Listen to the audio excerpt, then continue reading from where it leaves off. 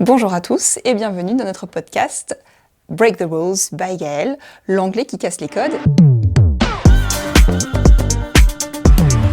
Break the Rules by Gaëlle. Et aujourd'hui, je suis ravie d'accueillir Émilie. Bonjour à tous, merci pour l'invitation. Merci Émilie d'avoir répondu positif à l'invitation. Est-ce que tu peux te présenter rapidement ? Donc Émilie, 34 ans, je suis chargée d'affaires dans le bâtiment et je suis maman d'une petite fille qui a aujourd'hui 6 ans, qui s'appelle Camille. Donc Camille qui a permis notre rencontre parce que c'est quand elle était toute petite que tu l'as inscrite aux ateliers d'anglais Speak Kids que j'organise dans la ville de Nancy. Tout à fait, oui. Et toi, quel est ton vécu scolaire avec l'anglais, avant de parler de Camille ? Alors moi, mon vécu scolaire est pas foufou, parce que donc, j'ai fait de l'anglais scolaire. Je voyais pas forcément l'intérêt de l'anglais à ce moment-là. Et puis on apprenait, comme on avait dit tout à l'heure, on parlait beaucoup des verbes irréguliers. J'ai capitalisé beaucoup sur l'apprentissage des verbes irréguliers par cœur, sans savoir forcément les utiliser. Donc j'ai appris les verbes irréguliers par cœur pour m'assurer une moyenne à peu près correcte dans la matière. Mais en vrai, compréhension orale, savoir parler, je suis sortie de l'école, je ne savais pas du tout me débrouiller en anglais. Donc c'était un petit peu compliqué. À la maison non plus, on n'en faisait pas, dans le milieu familial, même avec les voyages, tout ça, je n'avais pas de nécessité d'avoir de l'anglais.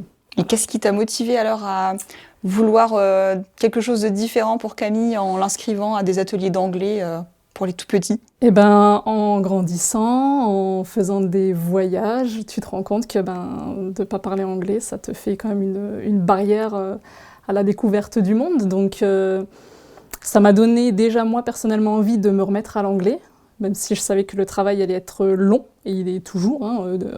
Je suis toujours en plein travail pour continuer. Ça ne s'arrête jamais. Ça ne s'arrête jamais, c'est clair. Et quand Camille est arrivée, déjà on a voulu communiquer avec elle via le langage des signes. Ouais. C'est là où on s'est connus. À Nancy, je ne sais plus le nom du bâtiment. Le pôle baby. Le pôle baby, voilà. Et c'est là où j'ai découvert qu'il y avait des activités pour les enfants en anglais le samedi matin. Donc une fois qu'on a fini l'apprentissage de la langue des signes, on a basculé sur l'activité anglais.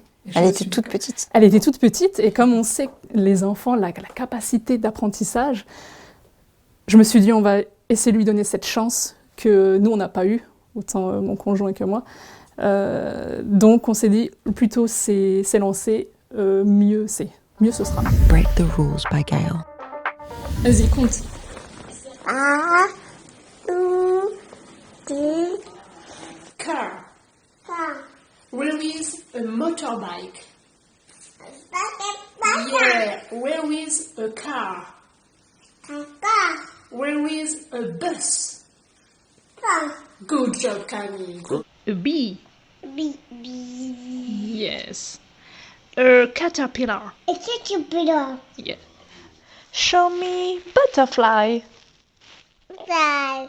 Oh, where are the flowers? Flower. Oh, good job, Camille. Where's your name? My name is Mama. Mama, yes. And you, what's your name? It's Camille. My name is Camille. Good job. Hello, Camille. Hello. Show me hungry. Hungry. Oh. Show me tired. Oh, c'est ça. C'est ça. Show me happy. Yes. Break the Rules by Gaëlle. Et de ce que je me souviens, Camille en plus c'est une ancienne chez Speak Kids, du haut de ses 6 ans, c'est notre doyenne, je dirais quasiment. Elle est arrivée, elle était toute petite, et aujourd'hui elle est encore là, et donc son vécu de l'anglais est déjà long finalement. Et donc dans l'intervalle, toi tu avais décidé un petit peu de lui parler aussi anglais à la maison. Qu'est-ce qui fait que t'as pas eu peur ? Déjà parce que c'est à la maison, donc t'as pas le jugement extérieur. Adultes, d'ailleurs, des adultes, parce que quand on maîtrise pas l'anglais, on a l'impression d'être vraiment très nul par rapport à d'autres. Donc à la maison, c'est plus simple, on est chez nous, on est posé, on prend une activité qu'on fait au quotidien et on essaye. On prend le temps de chercher le vocabulaire aussi. Quand on est en discussion à l'extérieur, t'as un peu l'effet panique parce qu'il te manque un mot, t'arrives pas à retrouver ce que tu veux dire. Enfin, voilà. Mais c'est pas tout simple. C'est pas simple, ça, voilà, donc ça te met dans un mauvais stress qu'à la maison tu n'as pas, puisque tu prends le temps avec ton enfant. Ton enfant va pas te juger sur ta capacité à parler en anglais. Ah, le jugement des autres dans la capacité C'est à parler terrible. anglais, c'est quelque chose. C'est terrible. Le jugement tout court, c'est déjà compliqué. Mais alors en plus, quand tu essayes d'apprendre l'anglais par tes propres moyens aussi, voilà, le jugement, ça peut être dévastateur quand même, parce que ça peut te démotiver. C'est un frein. Donc à la maison, c'est plus simple. Avec ton conjoint, tes enfants, c'est plus ludique. Et puis tu prends le temps.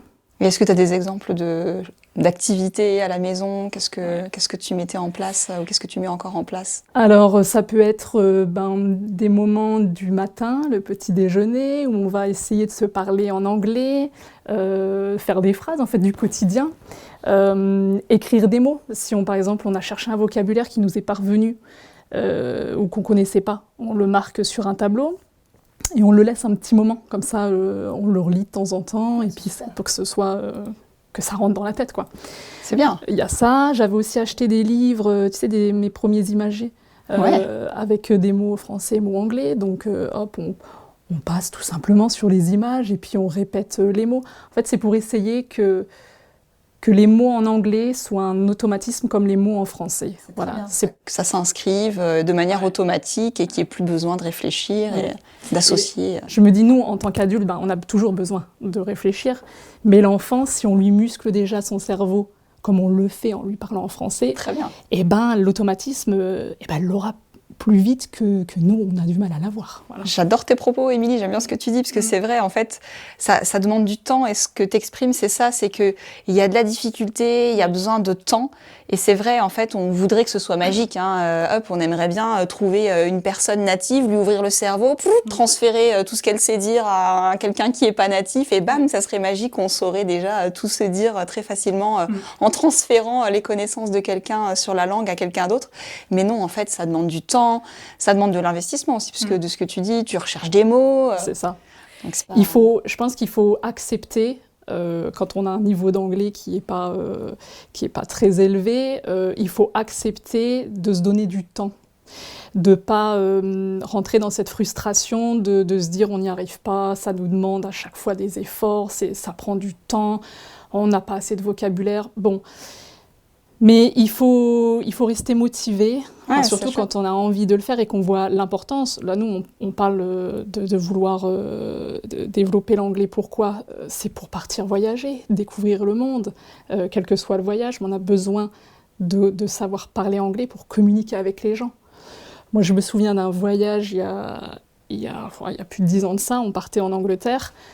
On n'a pas beaucoup échangé à Londres avec les Anglais. On a fait nos visites de notre côté, mais il n'y a pas eu d'échange. Oui, parce que tu n'avais pas osé ou tu n'as pas eu l'occasion?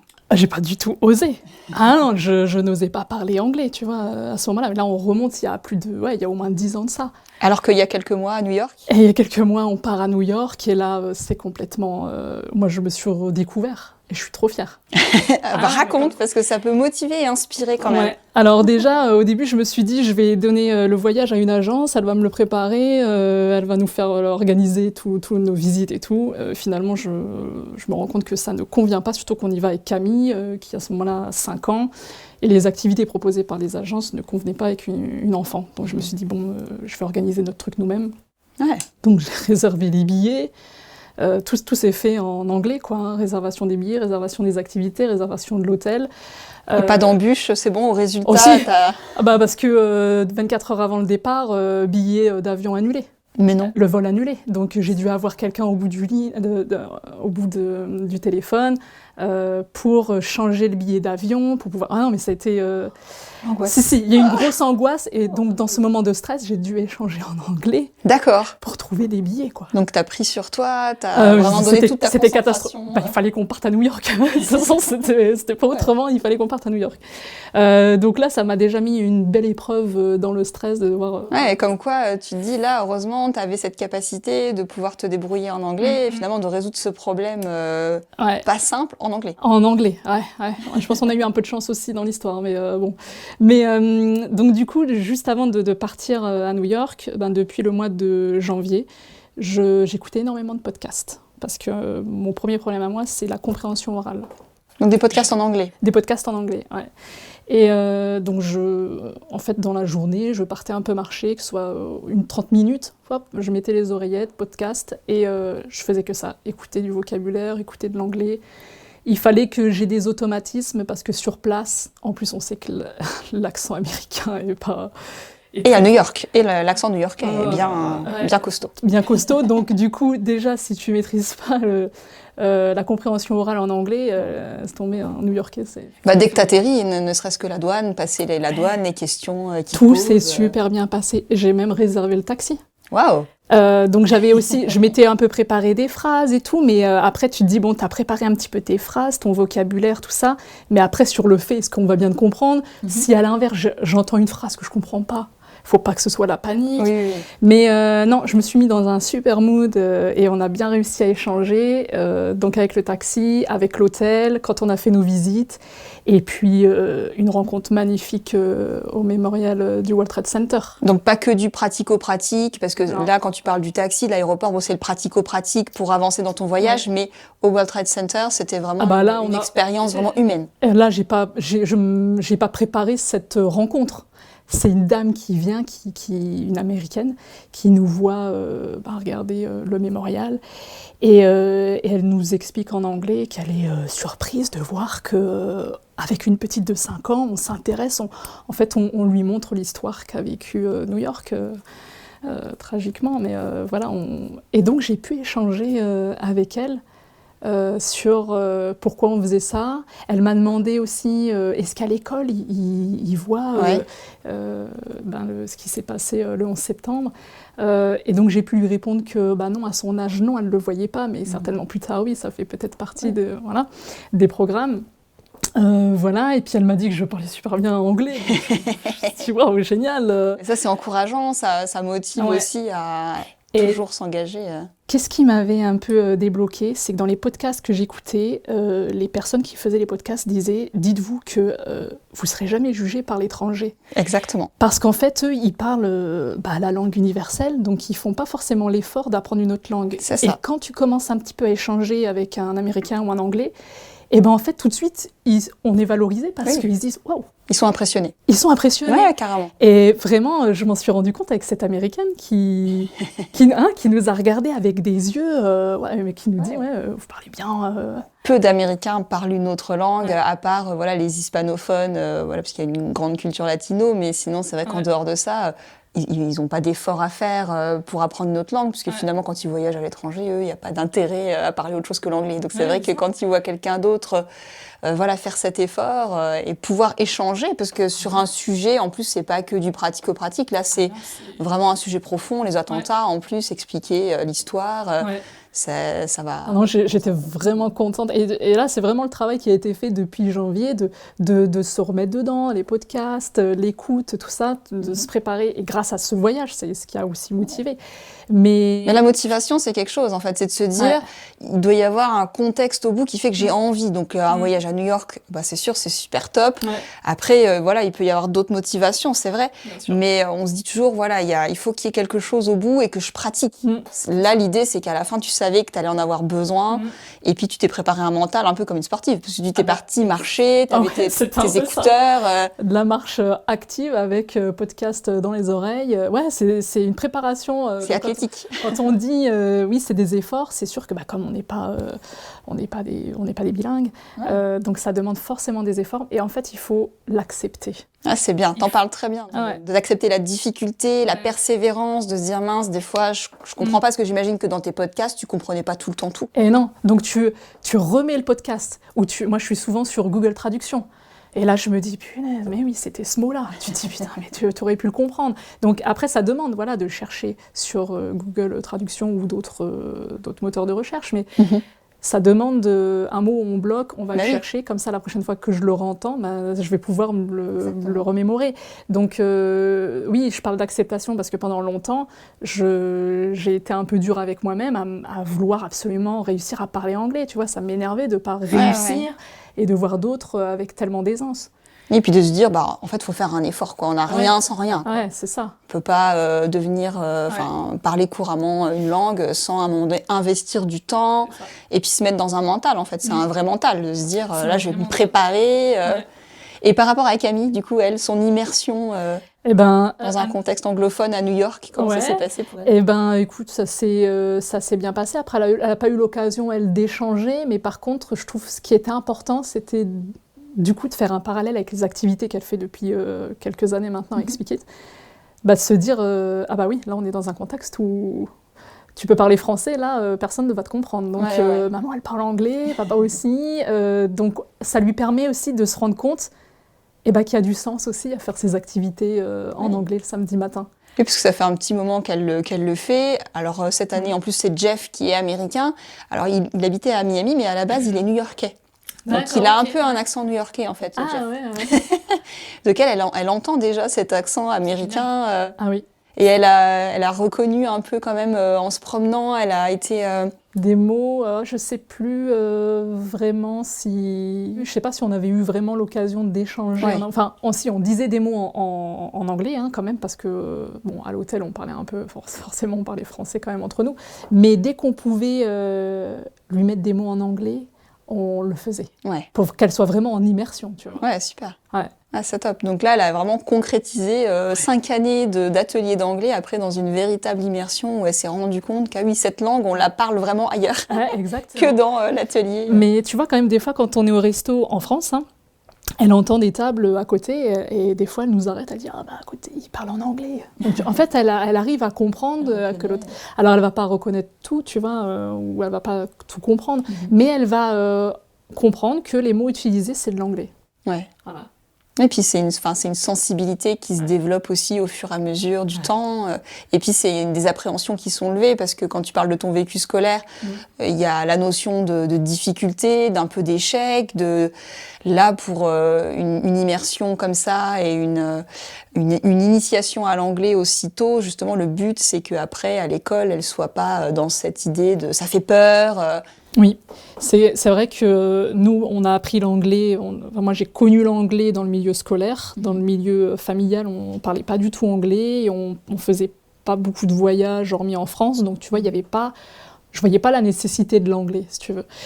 Ce que j'ai voulu avec Camille, pourquoi la mettre aussitôt, c'est parce que je voulais que ce soit une connaissance par la maison, à la maison, et pas via l'école. Je veux pas que ce soit une contrainte et que ça soit vu comme une matière, mais vraiment, comme tu dis, l'anglais, ça se vit. En fait, c'est le vivre déjà à la maison, dès le plus jeune âge, pour pas qu'elle se dise un jour, tiens, on apprend l'anglais. Et puis que ça vienne... Puis c'est vrai qu'au niveau scolaire, ça vient comme une discipline, et non pas comme quelque chose d'utile. Oui. Et comme beaucoup de choses à l'école, d'ailleurs, qu'on nous apprend... souvent, à la fin, on se demande l'utilité qu'on va en avoir. Et l'anglais, ça fait partie un peu de ces matières où on a l'impression que ça va jamais nous servir et que finalement, on s'en rend compte plus tard parce qu'on a voyagé ou parce que, tiens, je change de job et on me demande de parler anglais. Et que là, on se dit, mince, en fait, ici, il y avait une vraie utilité. Mais comme c'est noyé par d'autres disciplines où on voit pas l'utilité un jour qu'elles vont avoir, comme, je ne sais pas... les maths, souvent, on se dit, attends, à quel moment je vais utiliser un compas dans ma vie? L'anglais, on se dit, voilà. Et on associe toutes les disciplines, on les met toutes dans le même panier, et puis on se dit, ça nous servira jamais à rien. Exactement. Et moi, c'est ce dont je ne voulais pas pour Camille. Je veux pas qu'elle arrive à l'école en se disant, c'est une matière que je dois apprendre ou pas, si j'ai envie ou pas. Non, c'est une vraie utilité. Je ne sais pas si elle en aura l'utilité pour le monde professionnel, mais en tout cas, on essaye de l'ouvrir au monde via des voyages. Et pour aller dans cette ouverture du monde, il faut communiquer. C'est pas juste aller à l'endroit et faire tes petites visites dans ton coin et repartir en disant j'ai été à Londres, j'ai été à New York. C'est vrai. Non, l'idée c'est d'aller plus loin, c'est d'échanger avec les gens localement. Ça c'est chouette, effectivement c'est ça, c'est pas que du pratico-pratique et avoir l'anglais pour se débrouiller comme on disait à l'hôtel, au resto, mais c'est aussi pouvoir échanger avec les personnes. Et c'est vrai qu'en plus aux États-Unis en particulier, les gens sont super hospitaliers, ils discutent très facilement, tu te fais aborder dans la rue. Nous, en France, jamais on va aborder un touriste. En fait, on se fait repérer en tant que touriste et naturellement, ils vont venir nous dire des choses et on se dit, tiens, on engage une conversation et ça, c'est chouette. C'est vraiment la communication. Donc voilà, je voulais lui faire gagner ce temps-là que moi j'ai mis du temps à me rendre compte. Mhm. Et ben autant qu'elle commence tout de suite dès le plus jeune âge Bah oui. à avoir son cerveau musclé en version anglais. Et est-ce que tu as eu des jugements dans ta famille ou le regard des autres parce que quand tu disais qu'elle faisait de l'anglais tôt, est-ce que tu as eu des... Il y en a qui ont été étonnés, mais étonnés, tu vois, une surprise plutôt de savoir que ça existe, tu vois. Je pense que beaucoup de personnes ne savent pas que ça existe, des activités pour les plus petits, quoi. Mhm. Des cours d'anglais quand t'es un peu plus grand, ado, tout ça, bon bah voilà, on sait que ça... Mais des activités avec le format que tu fais via Speak Kids, c'est peu connu. Donc c'était plutôt quelque chose de c'est surprenant. Après un jugement, on n'a jamais eu de jugement négatif sur ce qu'on faisait. Ouais. Peut-être que certains doivent penser que c'est pas utile, quand même, et nous le disent pas, tu vois. Mais peut-être que certains doivent le penser. Ils se disent de toute façon ils en apprendront plus tard, ils apprendront à l'école, ou elle en aura pas besoin parce que tu sais pas quel métier elle fera. Encore une fois, on capitalise pas nous sur l'apprentissage pour un métier, qu'elle fasse une école de commerce et qu'elle parte travailler à l'étranger. On veut que ce soit pour elle Une ouverture culturelle. une ouverture culturelle, ouais. Lui donner cette chance-là de pouvoir communiquer en anglais. Puis c'est chouette d'associer la langue à la culture. Enfin, moi, ce que je dis souvent, on peut pas dissocier les deux. En fait, quand on apprend une langue, on apprend la culture qui va avec. Et justement, c'est un peu ce que vous avez expérimenté à New York. Ouais. On se rend compte que, moi, j'associe toujours l'anglais à quelque chose de positif et de valorisant, parce que souvent, les personnes anglophones, même en Angleterre, c'est aussi comme ça. On encourage beaucoup, on valorise, on est dans l'échange, dans l'interaction. Et ça, c'est quelque chose qui va avec le contenu linguistique, en fait. C'est un petit côté culturel qui est aussi à apprendre et très riche, quoi. C'est génial hein, de pouvoir apprendre des autres pays, Mais oui. de voyager, je trouve ça... tu te grandis de ça. Voilà. Après, c'est une façon de voir la vie. Hein. Des gens, ils ne le voient pas forcément comme ça, ou ils sont assez casaniers. Voilà. Mais nous, on a cette envie-là de s'ouvrir au monde, de découvrir et de s'imprégner de la culture à l'étranger. Et est-ce que Camille, elle a commencé l'anglais à l'école, du coup, en opposition? Eh ben, elle a commencé là cette année et elle a fait une page d'anglais là. Donc c'est simplement se présenter. Ouais. Bref. T'as pas envie de t'étendre, c'est pas... De toute façon, j'ai fait la réunion de rentrée, j'ai bien compris que c'était pas le programme. De toute façon, c'est le problème, c'est apprendre à écrire et à lire, enfin, surtout à lire là cette année.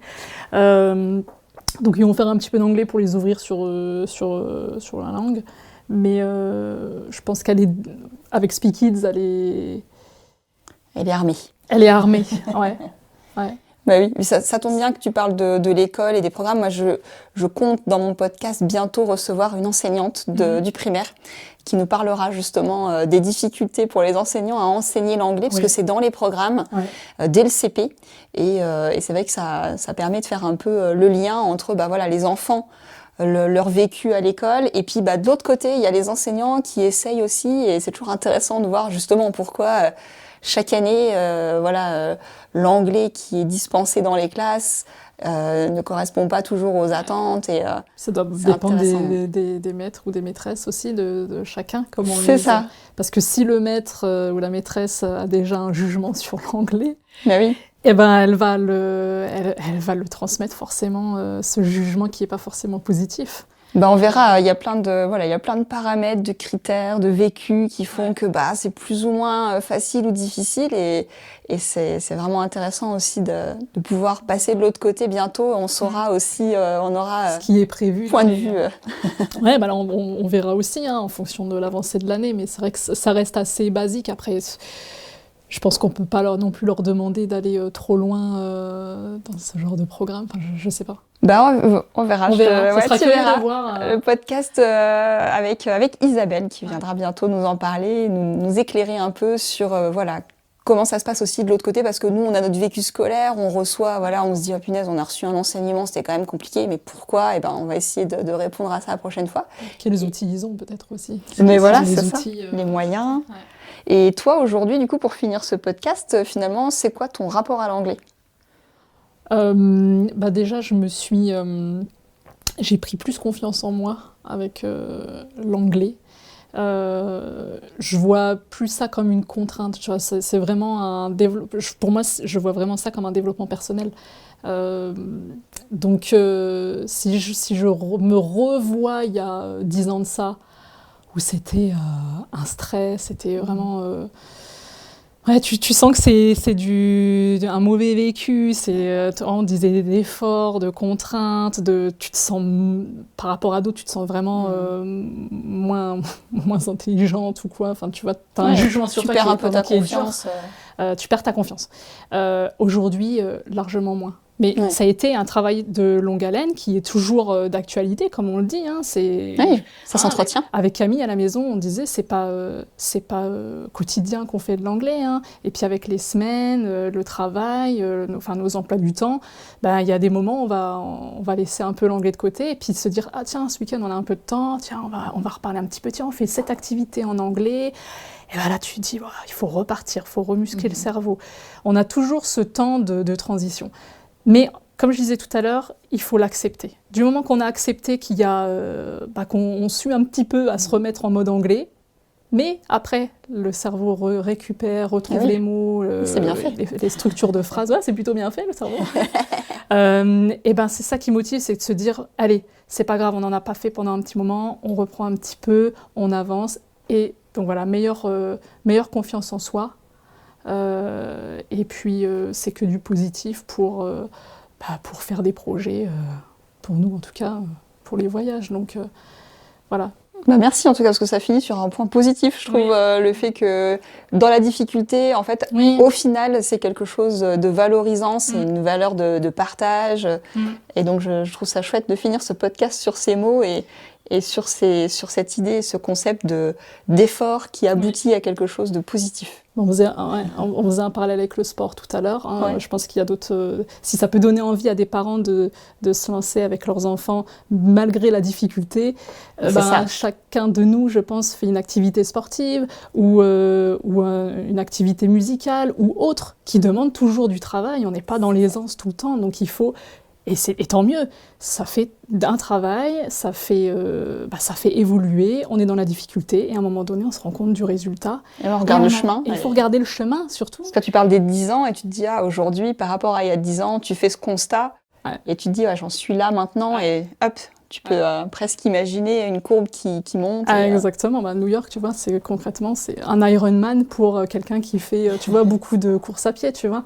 C'est très bien cette comparaison. Ouais, tu vois. Donc si ça peut donner envie aux parents de persévérer à la maison et puis de prendre du plaisir avec son enfant, parce que un enfant, c'est source de motivation et c'est moi personnellement aussi ce qui m'a beaucoup motivée. C'est super inspirant. Merci beaucoup, Émilie, c'est top. Ton témoignage, tes mots, le choix de tes mots, c'est excellent et merci beaucoup. Merci encore pour l'invitation. À bientôt. Au revoir.